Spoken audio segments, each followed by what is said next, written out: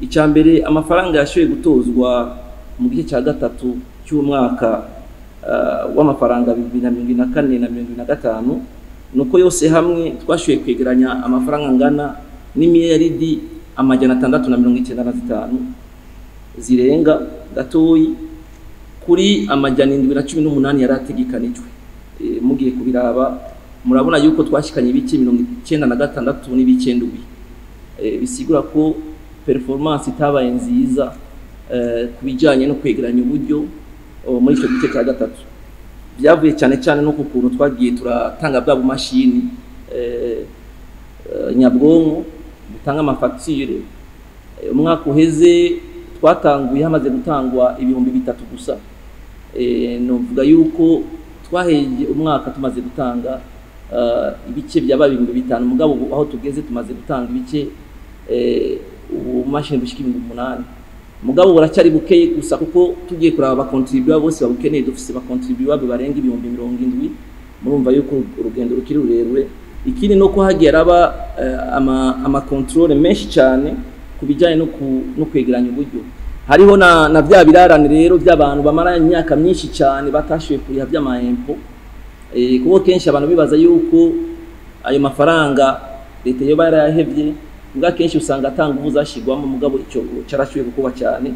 Hama turashoye kandi no korohereza abantu kubijanye n'amaprocedure kuko mwarabona mu kuriha amakori ari mu buryo bwa cash tel bwagiyeho, suko abantu bategezwa misi yose kwa bariko baratonda yaba ari kuri Virago yaba ari kuri Emmaus cyangwa muri byo byashoye gutoza. Ibyo byose byatumye dushobora kuduza umwimbu ujanye n'amafaranga dutoza, hama no korohereza abantu ibyo kuriha. Nacyo gituma mbona ubu n'intunganizo nshashi hari ya ministeri gufatanya ministeri y'ubushikiranganje bw'amafaranga ikatifatanya n'ibi bijanye n'ubuhinga bwa none. Ni mu ntumbero yuko ibintu bya ama système de paiement yose tuyahindura, tuvuye mu mabanki tukaja kuba bikorera twabo byose, kuko ibi bituma habamo transparence kandi bigatuma n'uburyo dukoresha twegeranya bushobora kugwira gusumba. Nuko hari hemejwe yuko dutegerezwa gukoresha amafaranga angana n'igihumbi n'amajana 199 y'imiliyardi z'amarundi kuri trimestre ya gatatu. Ayo nayo ku madepense yashoboye gukoreshwa kuri ayo igihumbi n'amajana 499 twavuze, dushizemo y'amadon amafaranga dukura ko bajya dusanzwe dufashanya n'amafaranga twarishe mu madeni atandukanye, dushizemo n'ama exoneration yose yagiye aratangwa kuri ico gihe. Turabona yuko amafaranga twakoresheje ararenga cyane ari yateguwe, kuko nari navuze yuko twari twateguye ko dukoresha imiliyaridi 1,199 muga turabona yuko amafaranga yakoze koko ari miliyaridi 1,644. Ni kuvuga yuko twarengeje ku ibice 9 n'ibice 7 ku mafaranga twari twategekanije gukoresha muri ico gihe cya trimestre ya gatatu. Muga hanini nga nimwaraba muri raporo neza muraza kubona yuko ama exoneration ko twari twayateguye kuyatanga yarabaye menshi cyane gusumba. Ariho nibaza yuko kimwe mu ndinganizo twokora mu kuraba ngene dutanga izi exoneration, tukaraba ko exoneration dutanga zigenda mu bintu bizana umwimbu. Nayo mu kindi gice kigira kabiri c'amezi 3 icibonekeje cyane nuko amafaranga yarategekanijwe gukoreshwa na leta yarenze ko cyane ku rugero runini rugera ku bice 59 kwijana. Ariho logiciel twaronse imodeli itwa Asval idupermeta cette fois automatiza iyo ibintu bishitse ku mupaka tukamenya valeur dufise. Ikindi cyadufashije kuduza iyo performance ni ibi by'ama verification y'ama déclaration douanière cyane cyane byarakiye bituma naho nye tuduza. Nuko tugerageza kuraba kuva mu mwaka wa 2020 batararonka imashini bari bafise umwimbu ngana gute, baterera amakori angana gute ya TV. Ubu bamaze kuronka utumashini byifashe gute kugira turabe yuko imashini zaguzwe zaragize ico ziterera kugira dushoye kuduza umwimbu. Ikindi twovuga ni kikijanye na telepayement na teledeclaration, kuko amafaranga directement cyaje mu mabanki tukamenya neza ati ku munsi amafaranga yashitse avuye muri ico gikorwa angana gute. Ikindi cyaciye gituma nuko ubu turagira ama control cyane cyane kuri aya makamyo abazanye ibintu bivuye hanze. Hama ni campagne ya recouvrement forcé ama dépense yose yagiye kuba muri trimestre ya mbere ya nyuma y'umwaka w'amafaranga yari yategereje gukora. Ibi hanini rero wasanga kenshi biva ku kuntu aya madepense twako turavuga cyane n'amabienze service n'ama investissement y'igice cya gatatu yose bakibaza kuyakora. Murazi yuko ibwirizwa ritunganya ngene amafaranga akoreshwa riravuga neza yuko ibintu bijyanye na engagement de dépenses bihera le 30 avril. No kuvuga ikintu cyose kitazobangaje le 30 avril igeze kitarabangaje nitegezwa kuba angaje, kuko bijya mu gutunganya ingene turi amafaranga bica bitanga umwanya neza ingene utegura kuriha abantu kugira nutuze kugira bimwe by'ibirarane y'amaresta pay. Nk'uwa amaresta pay dufise ni menshi cyane arenga miliyari y'amajana 2 zirenga tutegezwa kuriha uno mwaka, kandi usanga kenshi muri budget twateguye usanga ari make yaba yatekanijwe. Mbwa kenshi nibiva ahanini novuga muri finance, kenshi biva mu ministère sectoriel aho ikintu kijanye na budget programme nibaza ko taracyumva, kuko budget programme ivuga yuko amafaranga uko wayateguye n'igihe wayateguriye utegezwa kuyakoresha icyo kintu. N'ibintu by'ama déplafonnement usanga umuntu akura amafaranga muri trimestre ya mbere akayashira mu yindi trimestre, donc kumengana amafaranga tugiye kwibikira. Icyo nibaza ko ari sensibilisation yobananya, kuko turacitiranya kuba dufise amafaranga muri budget no kuba dufise les liquidités guya dushe kuriha, kuko ategeza ko afise un plan d'engagement muganga bafise na un plan de trésorerie nyerekanye negezwa kuriha. Ikindi umushikiranganje ajejwe ikigega ca leta yashikirije nuko mu bindi bitwara amafaranga ya leta menshi harimo ya ngingo yo kuvura abana batarakwiza imyaka 5 hamwe n'abakenyezi bibungenze ku buntu, akifuza ko iyo ngingo yosubigwamwo ikigwa neza, hamwe n'izindi ngingo nk'amafaranga leta irihira bene gihugu kwifumbire no ku mbuto ziva hanze. Hanyuma ni politike rero ijanye no kuvuza abavyeyi bibungenze no kuvura abana bafise imyaka iri munsi y'5 nayo nyene nko mubizi atwara uburyo butari bukeye. Iyi politike ya gratuité de soins de santé des enfants irasaba yuko tusubira kugira evaluation tukayiyumvira, kuko kenshi subvention iviza les catégories z'abantu bari vulnérables. Mugabo no munsi mu mbabari ndaza kubivuga, sinibaza yuko jewe nk'umushikiranganje umugore wanje akeneye kuvyara ku buntu. Simvuze yuko ndayafise menshi gusumba abandi, simvuze yuko umwana w'umukuru w'igihugu cyangwa umushikiranganje akeneye kuvyara ku buntu, kuko l'objectif ya nuko tuviza wa muntu adafise accès aux soins de santé ko ari wategerezwa kugira kuronka accessibility, ko niyo yakitete ko turavuga. Ikiro nibaza ko twogisubira ngo kira mwaka bidutwara amafaranga menshi, mugabo rero kibabaje nuko ya mafaranga ukuntu ameze atangwa atamucyo urimo. Niki cy'uburyo dutanga muri subvention des engrais, murazi yuko leta y'u Burundi itanga ibice birenga 70% ku mafaranga agugwa, kandi murazi ko buri ku mwaka bidutwara amahera arenga miliyari y'amajana 3. Mu bibazo nyamukuru vyagiye biragaruka hariho ikijanye n'abikorera utwabo usanga leta iheraniye, umushikiranganje akamenyesha ko haba uheraniwe make canke uheraniwe menshi bose leta izoja irabasangiza ku rugero izobironkeka amafaranga ku buryo bose bashikirwa, kuko bose ari abana b'igihugu. Ndashobora kuba mfise jewe ndi umuntu umwe leta ifitiye 300 miliyari, muga hakaba ariho nk'abantu nka 30 leta ifitiye miliyari 100. Kujyo no munsi njya kuriha umuntu afise 300 miliyari wenyene, ngaca mfata abantu 100 dufitiye 200 miliyari ngaca ndabaheba na ekite iba irimo.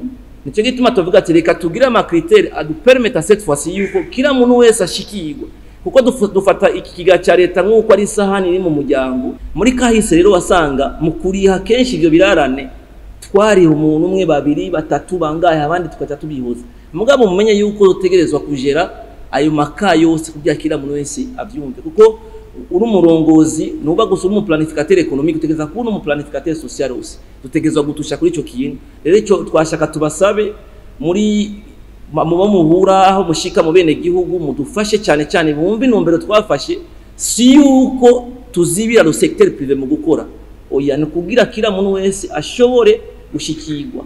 Hanyuma turiko turatunganya n'ingene tworiha abantu dukoresheje bya buryo bwa titrisation, abo dufitiye amahera menshi tufume tuyashira ku matitre comme ça barashobora kuyikoresha comme étant un document muri banque yemewe. No bwa mbere mu mushikiranganje ca leta avuga ibintu uko biri kugira ngo bitore inyishu.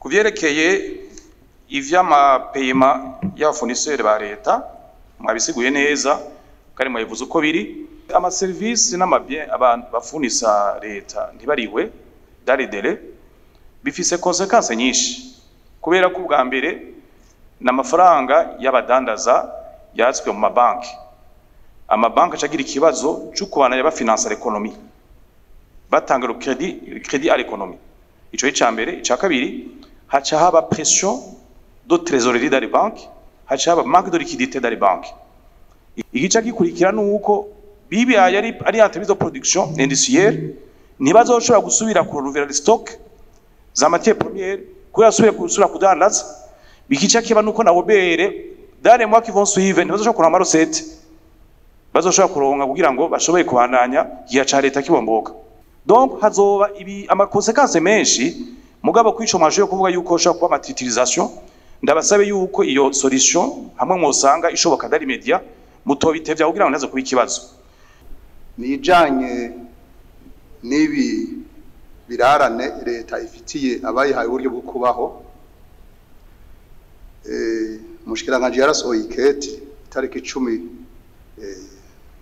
zo ku kwezi nyene avuga ingene abaheraniwe na leta bazogenda bararihwa iyo kete ya risohotse burya harabaye ibibazo byinshi ku boryega ariko mushikiranganje yatubwiye ati ni muri essence ya equité na transparence aho twaciye duhumurizwa nuko yavuze ati tureko turaraba uburyo twokora kugira ngo dukoreshe ibya titrisation abo leta ifitiye amadeni ibari ikoresha amatitre. Muri ivyo vyegeranyo biragaragara kandi ko leta ipanze amazu ku mafaranga menshi cyane ariko nayo ugasanga abayipangiye bapanze kuri make. Abashinga amateka bagasaba umushikiranganje kubikurikiranira hafi kugira leta ntihave yibwa biciye mu gupanga. Cyane cyane kwa aya mazu apangishwa. Aha nakaroro nagomba gutanga gatoya. Turabona yuko nka Obuha yakose ayikorera hari igitega. Mugabo ngahi Bujumbura hariho amazu ya Obuha yicaye ubu ari karabumusaka. Ubu izo nzu zicaye ngaho ziriko zirabumusaka. Pourtant bari nimba batagira abakozi botwara yo gukorerayo bari kuzisubiza muri leta ayandi ba service akaja gukorerayo canke bakapangisha ayo mahera batoje akaba ari baje gupangisha ari igitega naho kuko murumva yuko leta ibiri kiratanga amahera kandi hariho amazu yayo yicaye. Aha muri raporo kuri page 73 nabonye inzu ipanzwe na leta ikote y'izabu ikabirihwa idolari 1500 no munsi muri leta bariko barakora iki kugira ngo ibi bintu byo kwiba igihugu biciye mu gupangisha amazu bihagarara. Aha umushikiranganje akamenyesha ko hari umugwi washinzwe wo gutororokanya amasezerano yose y'inzu zipanzwe na leta hamwe n'izo leta ipangishije ukabuzotanga icegeranyo mu ndwi imwe ku munsi wa gatanu za maze ingingo zifatwe. Bavuze inzu zo muri Ecosate ziriko ziramererwa nabi. Hariho nyinshi za university ngaha zipanza abakongomani. Zaraboze. Cyako turarondera inzu duha Tenerefu ijya Série Nationale de l'Enseignement Financier ikoreramo. Twasanze amafamiye ngaha imbere kuri ambassade ya RDC. Zuzuyemo abakongomani zisa nabi. Twabuze inzu. On a été obligé guhamagara ipolisi kugira babakureyo kugira dushe kukoresha iyo nzu. Kibazo dufise nyamukuru.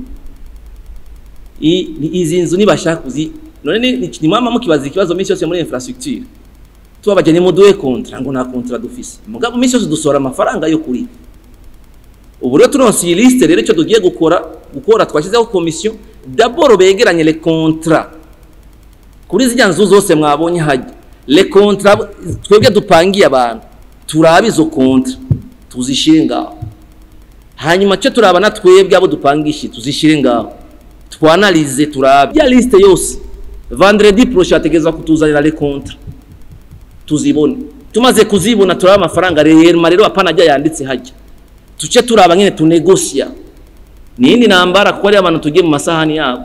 Nayo kukijanye na wa mugambi wa leta wo kwegeranya no kugura umwimbi w'ibigori biciye kwishira hamwe SIAP n'ikigo Anagesa abashinga amateka bashikiriza ko bagiye barabonamwo utunenge twinshi bagasaba ko vyohinyanyurwa.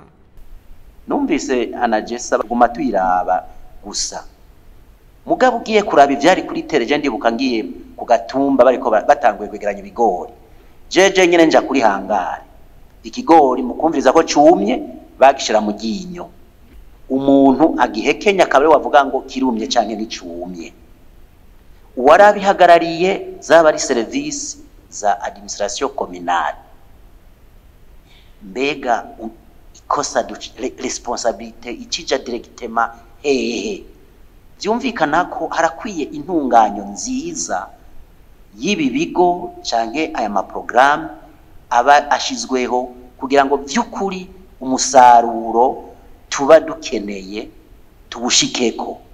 Hanyuma reforme ya Anagesa nibaza yuko les statistiques ziravyerekana neza nukuri Anagesa nyumve neza nta kosa na nimwe ntacyo dupfa na Anagesa.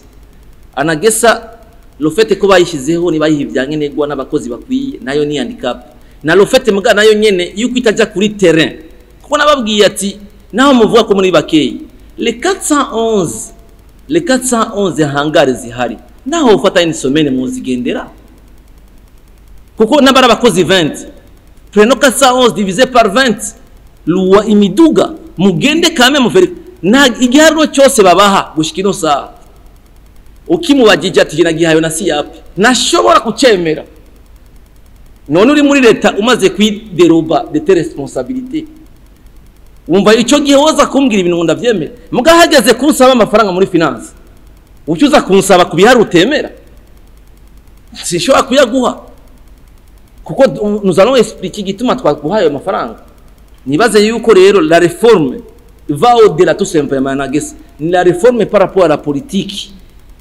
yo gusutena le secteur agricole. Abo muri commission agriculture muze mutumeko buri abantu bo muri Anagesa na SIAP mumenye neza tumenye neza ivyo ari byo.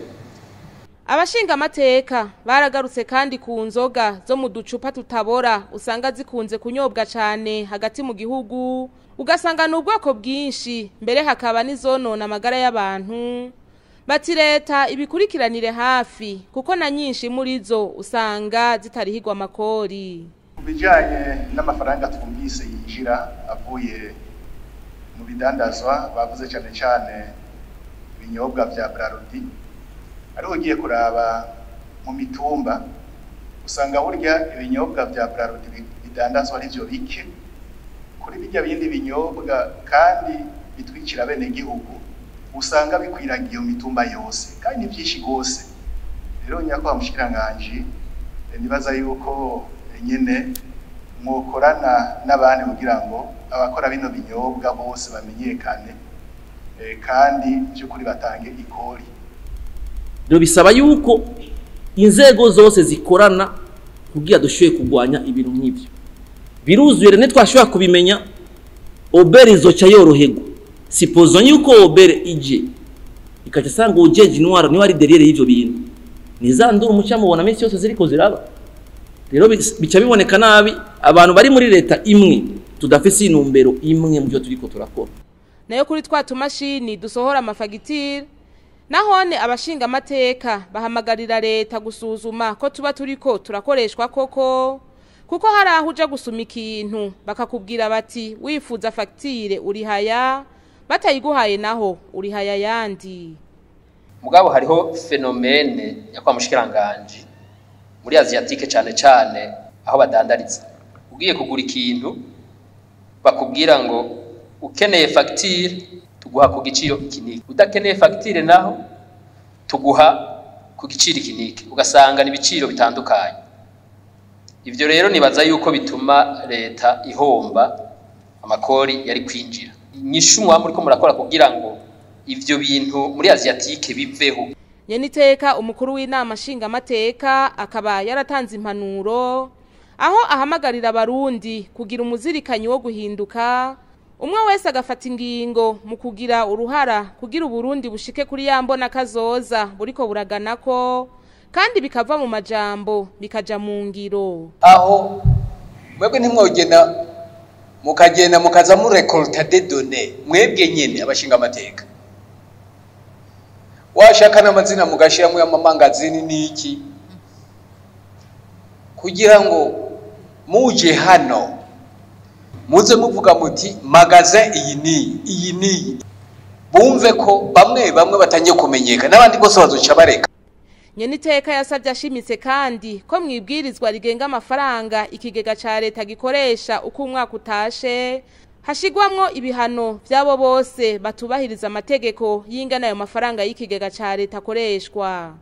Ati ivyo guhindura bukwi na bukwi imigambi iba yategekanijwe kugira ngo amafaranga acakoreshwa ico atari yategekanijwe nibihagarare. Inamashinga amateka bangiza hose uze tuyihaye bangiza hose abarongozi bayo bangiza hose.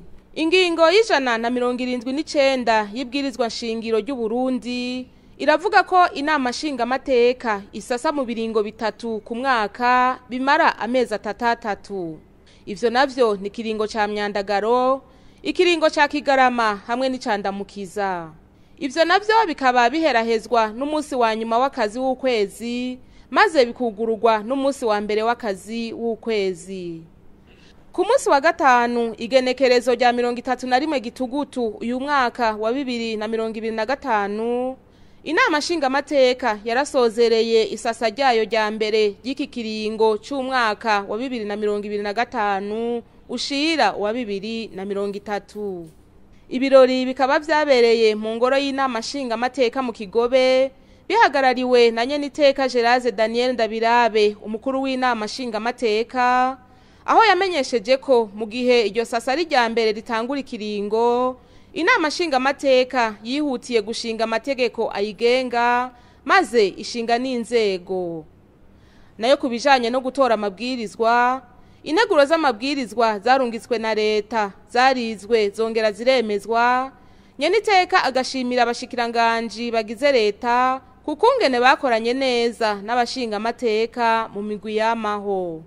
Kubera kwihweza integuro z'amabwirizwa bisaba ko umugwi wahawe igikorwa uganira n'umushikiranganje, umukuru w'inama nshinga amateka yashimiye abashikiranganje bitavye ibikorwa mu migwi y'amaho ndetse no mu nama ya bose kugira ibikorwa bigende neza. Bibangabanganwe no kwihweza no kwemeza integuro z'amabwirizwa duhejeje kudondagura, inama nshinga amateka yaratunganije inama zo kugenzura no guherekeza utwigoro leta ifise two kworohereza ubuzima bene gihugu. Muri risasa rya myandagaro 2025 rirangiye inama nshinga amateka yarashishikaye ca gikorwa cyo kugenzura no gukurikirana ibikorwa vya leta aho abashikiranganje bagize leta y'u Burundi bagiwe imbere n'umushikiranganje wa mbere bagiye barashikiriza imbere y'inama nshinga amateka ivyo leta yaranguye maze abashinga amateka bakabashikiriza ibibazo n'amakenga yabo nabo bagaheza bagatanga umuco. Iruhande y'ibindi bikorwa by'igihugu inama nshinga amateka yagira serukamwo yarakomeje kandi imigenderanire myiza hagati y'izindi nzego hamwe n'izindi nama nshinga amateka zigenzi.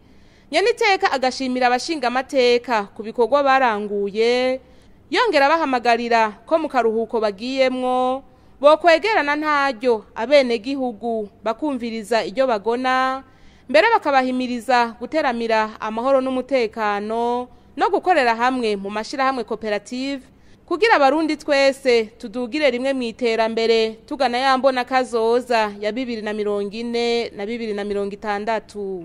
Muri iryo sasa risanzwe inama nshinga amateka yarakiriye intumwa z'ibihugu bigenzi. Inama nshinga amateka yarakiriye ubuserukira igihugu ca Arabia Saudite mu Burundi afise icicaro Dar es Salaam muri Republika Yunze Ubumwe bwa Tanzania. Inama nshinga amateka yarakiriye kandi icegera c'umukuru w'urwego rujejwe ivy'agateka k'abana mu gihugu ca Maroc. Inama nshinga amateka yarakiriye kandi umugwi w'intumwa zivuye muri Guangdong mu gihugu c'Ubushinwa. Izo ntumwa zikaba zari bije gutsimbataza imigenderanire no gufashanya bisanzwe vyibonekeza hagati y'igihugu c'u Burundi n'Ubushinwa. Uwo mubonano wabaye akaryo keza ko kunga imigenderanire no gufashanya hagati y'intara ya Gwando n'igihugu c'u Burundi mu gisata kijanye n'uburimyi n'ubworozi. Bubahwa abashitsi mwese, ntitwosozerera ijambo tutabashimiye kandi kuba mwitavye ibi birori. Inama nshingamateka irashima cane uburyo mwitwararitse iki gikorwa. Bubahwa abashingamateka, munyemerere ndabakeze kuri ibi bikorwa mwaranguye muri aya mezi 3 arangiye. Umwitwarariko nubwira mu kurangura ivyo mujejwe vyatumye ibikorwa bigenda neza. Nkuko tugiye gutangura akaruhuko k'abashingamateka, turabatumiriye guhimiriza bene gihugu kubumbatira amahoro n'umutekano. Mwegera bene gihugu,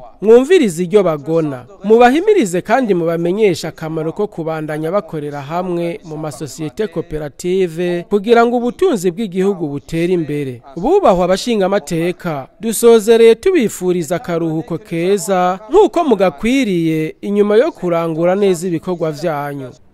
Ivyo birori bikaba vyari vyitabwe n'abatumire batandukanye, abashikiranganje bagize leta y'u Burundi, abaserukira ibihugu vyabo n'amashirahamwe mu Burundi, abagize inzego z'umutekano no kwivuna abansi n'abandi.